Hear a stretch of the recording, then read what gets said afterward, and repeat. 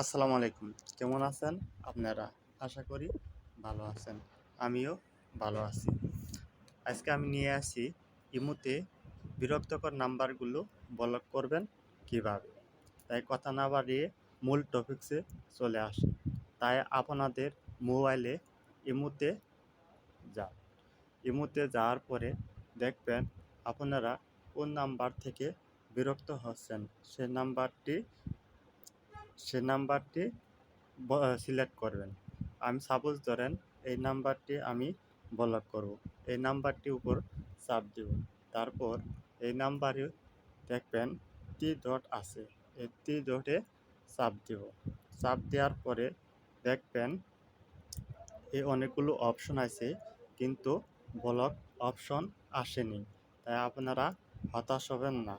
প্রথমেই আবারই ব্যাকে চাপ দিবেন।